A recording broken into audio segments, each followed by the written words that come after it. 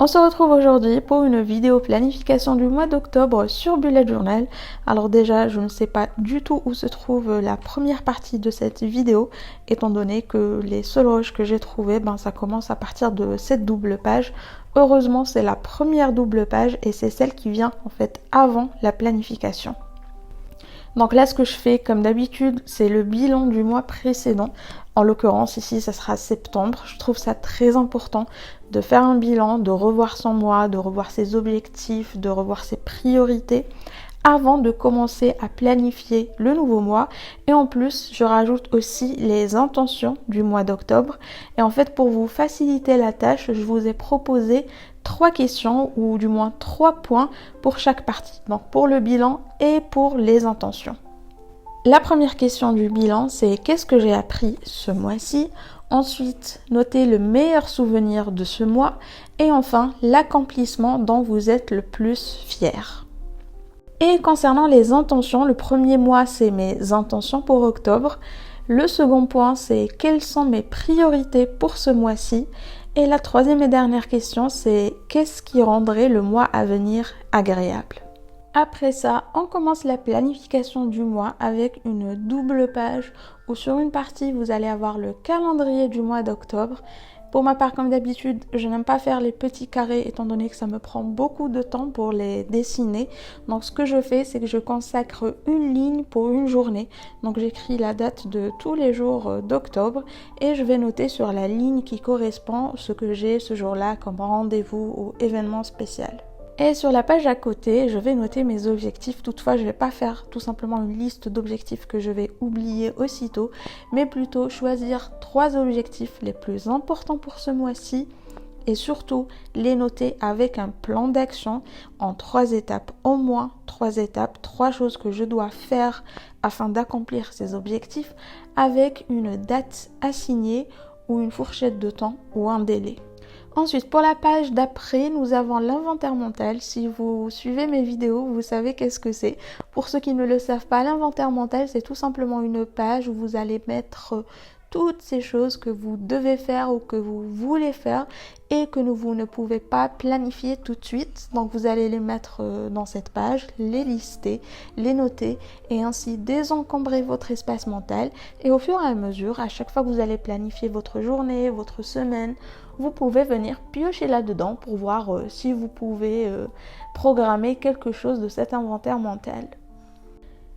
Et dans la page suivante, je vais faire le suivi de mes habitudes.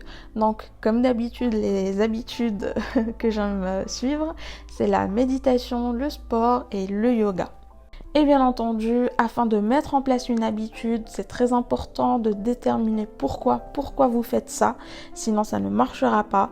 Vous devez aussi déterminer où et quand est-ce que vous allez les faire. Donc par exemple, pour le sport, je vais me dire pourquoi est-ce que je veux faire du sport. Donc c'est pour améliorer ma santé, pour ma part c'est aussi pour gagner de la masse musculaire, etc. Ensuite, où je le fais, avant je le faisais à la salle de gym, mais là je le fais à la maison. Et pour quand?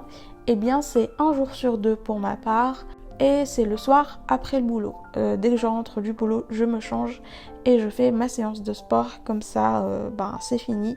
Il y a des personnes qui préfèrent le matin. Moi le matin, j'aime bien avoir des matinées très relaxantes où je fais pas grand chose. Donc je laisse ça pour quand je rentre du boulot et en plus ça me permet d'avoir un petit regain d'énergie. Donc je vous propose de faire ça pour toutes les habitudes que vous voulez mettre en place. Posez-vous des questions, ça vous permettra en fait de creuser au fond du pourquoi, du comment, etc. Et ça vous aidera à mieux établir et mettre en place cette habitude. Pour la page suivante, je fais quelque chose de nouveau et ça va être les favoris du mois.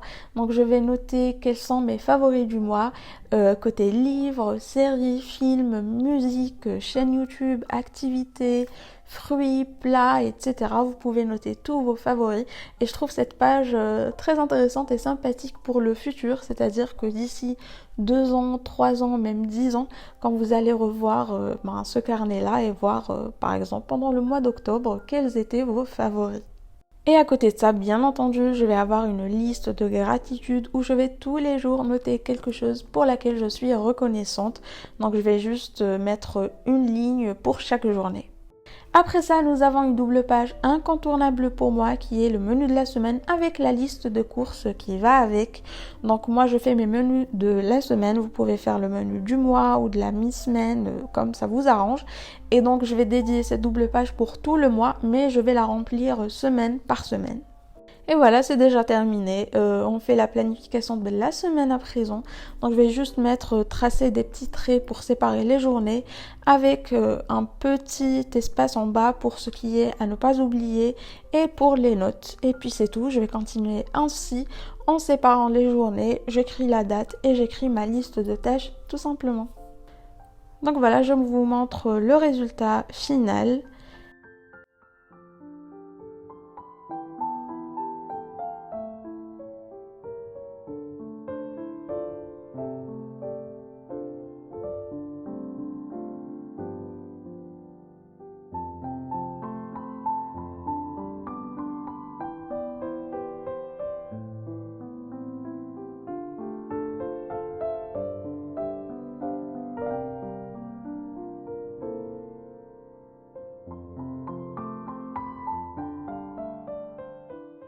J'espère que cette vidéo vous a plu, qu'elle vous aura donné des idées, qu'elle vous aura inspiré et motivé pour planifier votre mois d'octobre. Et moi, je vous retrouve lundi prochain pour une nouvelle vidéo.